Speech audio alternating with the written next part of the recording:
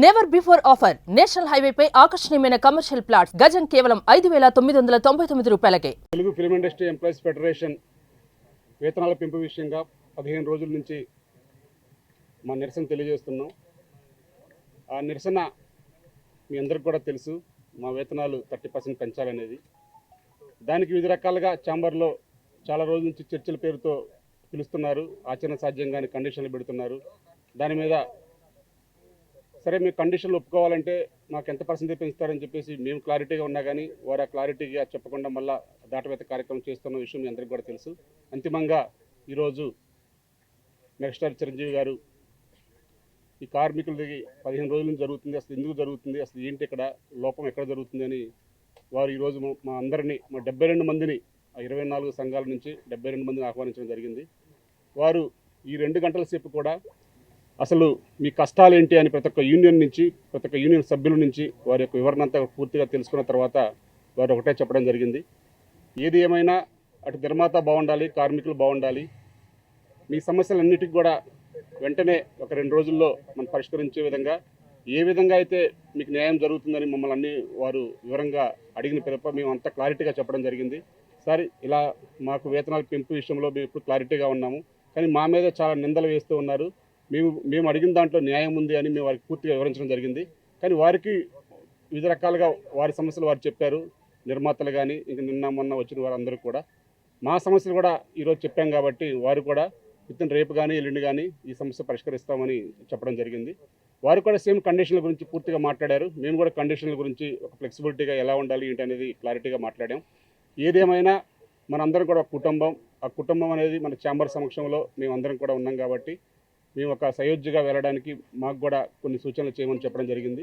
అవన్నీ కూడా మేము వీరశంకర్ గారు, అమ్మిరాజు గారు, అలెక్స్ గారు, అలాగే మా కమిటీ సభ్యులందరూ కూడా మొత్తం కూడా ఏదేమైనా మా వర్కర్స్కి న్యాయం జరగాలి, అలాగే నిర్మాత బాగుండాలని మేము కూడా వారికి చెప్పడం జరిగింది.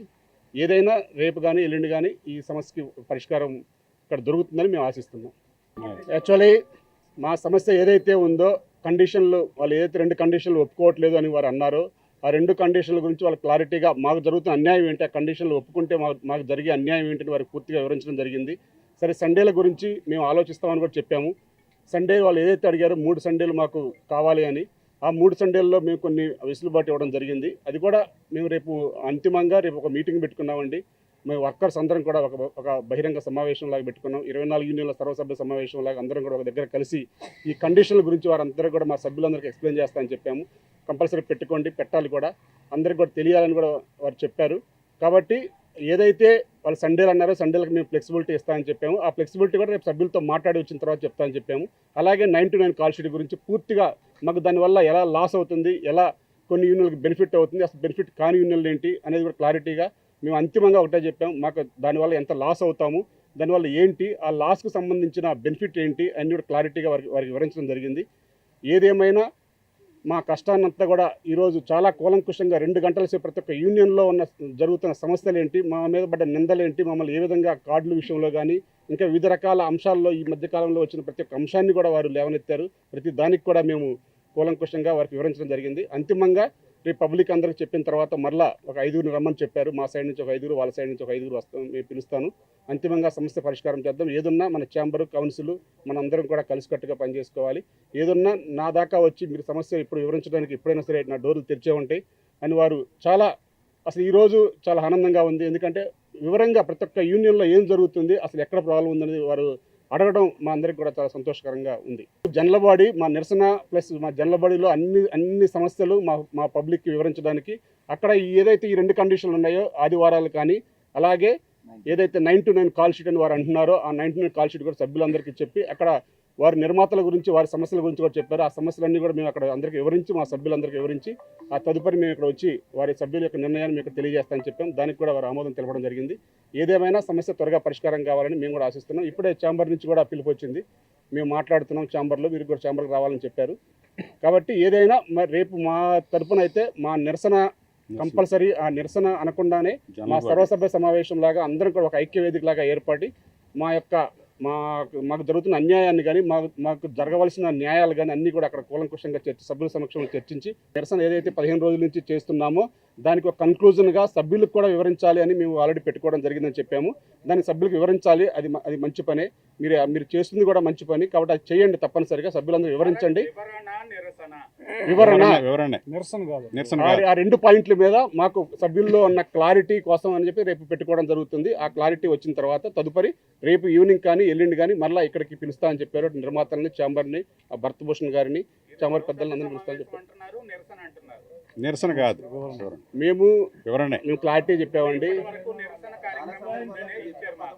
మేము నిరసన తెలియజేద్దాం అనుకున్నమాట వాస్తవం. కానీ ఇప్పుడు చర్చలకు పిలిచారు కాబట్టి చర్చలు ఫలిస్తాయని ఆశిస్తున్నాం. కాబట్టి రేపు ఏదైతే 2 కండిషన్ల దగ్గర ఆగింది కాబట్టి ఆ 2 కండిషన్లకి మా యొక్క సభ్యులందరికీ 24 కార్మిక యూనియన్ సంఘాల యొక్క సభ్యులందరికీ కూడా వివరించి ఆ 2 కండిషన్లు ఒప్పుకోవాలా వద్దా, ఒప్పుకుంటే ఎలా ఒప్పుకోవాలి, ఒప్పుకోకపోతే ఒప్పుకోకూడదా అనే క్లారిటీ తీసుకోవడానికి రేపు మేము సర్వసభ్య సమావేశం ఏర్పాటు చేయడం జరిగింది.